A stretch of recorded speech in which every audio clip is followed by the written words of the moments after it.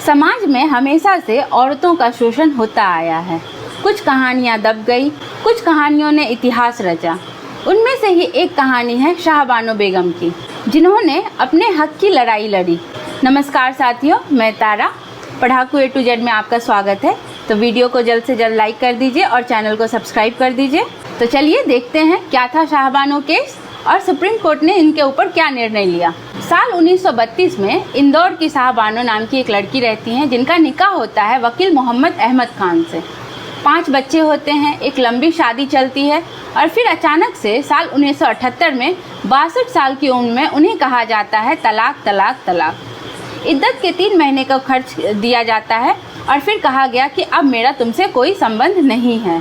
क्योंकि पेशे से शाहबानो बेगम जी के पति वकील थे, तलाक के बाद शाहबानो जी ने मेंटेनेंस के लिए धारा 125 CRPC के तहत याचिका दायर की। क्योंकि पेशे से उनके पति वकील थे, तो उन्होंने यह कहते हुए इनकार कर दिया कि मुस्लिम व्यक्तिगत कानून जो शरिया कानून है, उनके अनुसार इद्दत अवधि लगभग 3 महीने की होती है, तो इसके बाद पत्नी को भरण पोषण देने की कोई आवश्यकता नहीं है। लेकिन शाहबानो जी भी कहाँ चुप रहने वाली थी। उन्होंने चुप रहने से इनकार कर दिया और उन्होंने कहा कि मेरा भाग्य कोई मौलाना तय नहीं करेगा, मेरे अधिकार जो है सुप्रीम कोर्ट तय करेंगे। उन्होंने सेक्शन 125 CRPC के तहत मेंटेनेंस की मांग की, यानी किसी भी धर्म की पत्नी पति से गुजारे के हक मांग सकती है। क्योंकि 125 CRPC की धारा तो सभी धर्मों पे लागू होती है, तो क्या यह तलाकशुदा जो मुस्लिम महिलाएं हैं उनको इद्दत अवधि के बाद यह मिलेगा? तो अब देखना था कि सुप्रीम कोर्ट इसके बारे में क्या कहती है। उस टाइम पे जो हमारे CJI थे वो थे YV चंद्रचूड़। तो YV चंद्रचूड़ जी ने एक बेंच बैठाई। अब इसमें सुप्रीम कोर्ट कहता है कि भारत में किसी भी महिला को उसके धर्म के आधार पर अधिकार से वंचित नहीं किया जा सकता है। मतलब सेक्शन 125 CRPC जो है वो सभी भारतीयों पर समान रूप से लागू होगी, चाहे वह कोई भी धर्म का हो। उन्होंने कहा कि शाहबानो जी को भरण पोषण पाने का पूरा अधिकार है। मतलब मुस्लिम लॉ जो है व्यक्तिगत नहीं है बल्कि सामाजिक न्याय के अधीन है, ये सभी धर्मों पे लागू होता है। और यह भी कहा गया कि जो UCC है, जो यूनिफॉर्म सिविल कोड है, वह भी जल्द से जल्द लागू किया जाना चाहिए ताकि ऐसा विवाद फिर से भविष्य में न हो। अब जो सुप्रीम कोर्ट का फैसला आया उस पर बहुत सारी कंट्रोवर्सी हुई, विवाद छिड़ गया देश में।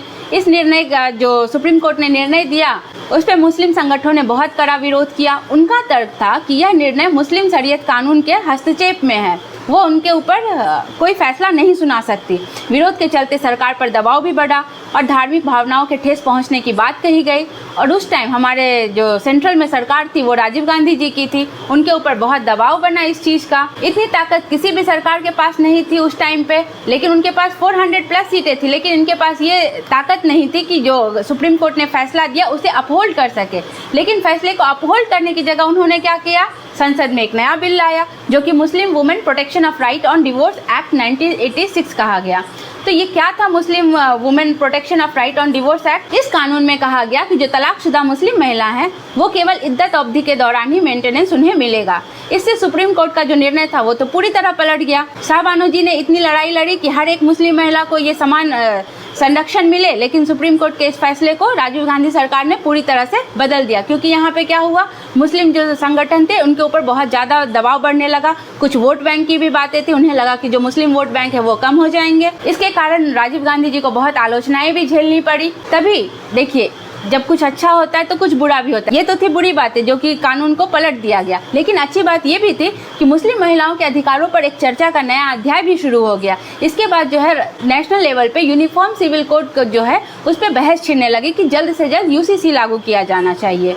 महिलाओं के अधिकार को पहले समझना चाहिए। यह जो पिछड़ापन हमारे देश में चल रहा है महिलाओं के ऊपर, इसको बदलना चाहिए। देखिए, शाहबानो केस भारतीय न्यायपालिका के इतिहास में तो एक ऐतिहासिक मिसाल है ही, और यह मामला यह भी दिखाता है कि धर्मनिरपेक्ष जो है कानून बनाम व्यक्तिगत कानून की बहस आज भी भारत के संवैधानिक ढांचे में प्रासंगिक है। अब हम जानेंगे कि क्या है ये ट्रिपल तलाक। तो 3 तलाक का इतिहास भारत और इस्लामी समाज में एक अत्यंत विवादित बोल सकते हैं मसला है। यह प्रथा मुस्लिम पुरुष द्वारा अपनी पत्नी को एक साथ 3 बार तलाक कहकर तत्काल विवाह संबंध समाप्त करने का अधिकार देती है, जिसे तलाक़े विद्दत भी कहा जाता है। कुरान में तलाक का तो उल्लेख है, लेकिन उसमें 3 बार एक साथ तलाक का प्रावधान नहीं है। तलाक से पहले सुलह के प्रयास, प्रतीक्षा अवधि जिसे इद्दत भी बोलते हैं, आदि पर जोर दिया गया है। भारत सहित कई मुस्लिम देशों में यह प्रथा समय के साथ प्रचलित हुई, जबकि मिस्र, सूडान, पाकिस्तान इन सभी देशों ने 20वीं सदी के मध्य तक सभी ये कानून समाप्त कर दिए हैं।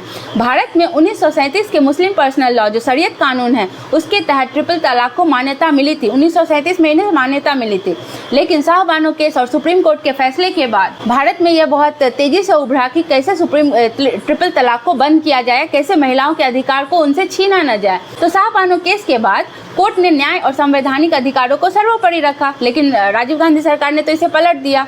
तो हालिया इसमें क्या बदलाव देखा गया कि 2017 में सुप्रीम कोर्ट ने तत्काल से 3 तलाक को असंवैधानिक घोषित कर दिया और माना कि यह प्रथा जो है महिलाओं के मौलिक अधिकारों का उल्लंघन करती है। जैसा कि हमारे संविधान में है सबके पास फंडामेंटल राइट है, तो फिर महिलाएं इससे वंचित क्यों रहे। इसके बाद भारत सरकार ने 2019 में मुस्लिम महिला विवाह अधिकार संरक्षण अधिनियम लागू किया, जिससे 3 तलाक गैर कानूनी हो गया और इसके लिए पति को 3 साल की सजा का भी प्रावधान हुआ। कानून बनने के बाद 3 तलाक की घटनाओं में 82% की कमी दर्ज की गई है। तो ये शाहबानो जी थी जो ट्रिपल तलाक को बंद करने में उनका बहुत बड़ा योगदान माना जाएगा। 3 तलाक की प्रथा जो है ऐतिहासिक रूप से सामाजिक, धार्मिक और कानूनी विवादों का तो विषय रही ही है। अब भारत में यह पूरी तरह जो है गैर कानूनी भी हो गया है और महिलाओं के अधिकार भी सुनिश्चित हो चुके हैं।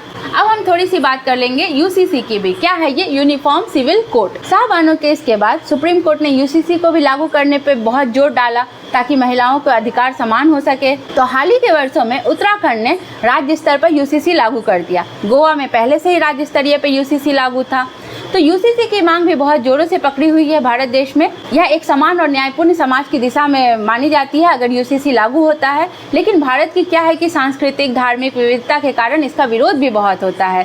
संविधान में अनुच्छेद 44 के तहत यह जो है नॉन मैंडेटरी है, लेकिन कई कानून विशेषज्ञ इसके पक्ष में निरंतर बहस करते रहे हैं कि जितनी जल्दी हो सके यूसीसी को लागू कर दिया जाना चाहिए, जिससे सभी धर्म जो है हिंदू, मुस्लिम, सिख, ईसाई, बौद्ध धर्म, जैन धर्म जो भी है सभी एक समान हो जाए। किसी के ऊपर कोई धर्म की जो क्या बोल सकते हैं जो बर्डन है वो उनके ऊपर ना दिया जाए। सभी महिलाएं हो या पुरुष हो जो भी हैं सभी के ऊपर यह समान तरह से लागू हो। तो आपकी इसके ऊपर क्या राय है कमेंट बॉक्स में ज़रूर बताइएगा। वीडियो को लाइक करके सब्सक्राइब भी ज़रूर कर दीजिएगा। धन्यवाद।